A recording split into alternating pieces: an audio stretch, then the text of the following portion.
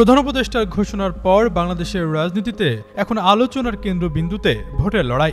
ভোটের মাঠে প্রতিপক্ষকে টেক্কা দেওয়ার কৌশল ঠিক করতে কাজ শুরু করেছে বেশিরভাগ রাজনৈতিক দল। তবে জুলাই সনদ, বিচার এবং নির্বাচনের লেভেল প্লেয়িং ফিল্ড নিয়ে সংশয় এখনো কাটেনি বলে দাবি কোনো রাজনৈতিক বিশ্লেষকের। আগামী বছরের ফেব্রুয়ারিতে রোজার আগে জাতীয় সংসদ নির্বাচন আয়োজনের প্রস্তুতি শেষ করতে ইসিকে চিঠি দিয়েছে প্রধান উপদেষ্টার কার্যালয়। সে অনুযায়ী কাজও শুরু করেছে নির্বাচন কমিশন। এমতো অবস্থায় সবচেয়ে বড় প্রশ্ন হয়ে দাঁড়িয়েছে আগামী নির্বাচনে কার্যক্রম স্থগিত থাকা আওয়ামী লীগের অংশগ্রহণ থাকবে কিনা। প্রধান নির্বাচন কমিশন অবশ্যই সিদ্ধান্ত চাপিয়ে দিয়েছে রাজনৈতিক দলের ওপর। তবে সিইসি জানিয়েছে দলের সমর্থকেরা পছন্দের প্রার্থীকে ভোট দিতে পারবে।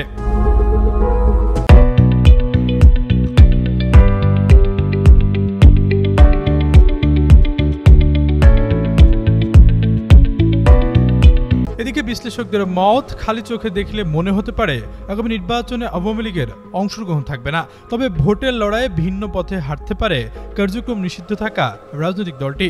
রাজনৈতিক বিশ্লেষক ডক্টর জাহিদুর রহমানের মতে, এই মুহূর্তে দেশে আওয়ামী লীগ নামের কোনো রাজনৈতিক দলের অস্তিত্ব নেই। পাকিস্তানের সাবেক প্রধানমন্ত্রী ইমরান খানের উদাহরণ টেনে তিনি বলেন, ইমরান খানের দল পিটিআইকে নিষিদ্ধ করা হয়েছিল, কিন্তু পিটিআই সমর্থকরা স্বতন্ত্রভাবে নির্বাচন করে সক্ষমতার প্রমাণ দিয়েছে এবং একক সংখ্যাগরিষ্ঠতা নিয়ে সরকার গঠন করেছে।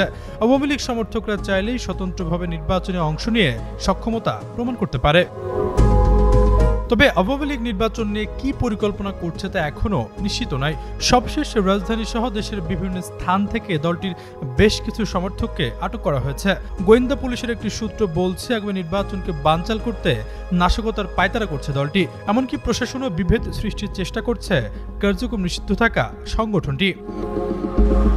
আশরাফুল ইসলাম, যুগান্ত নিউজ।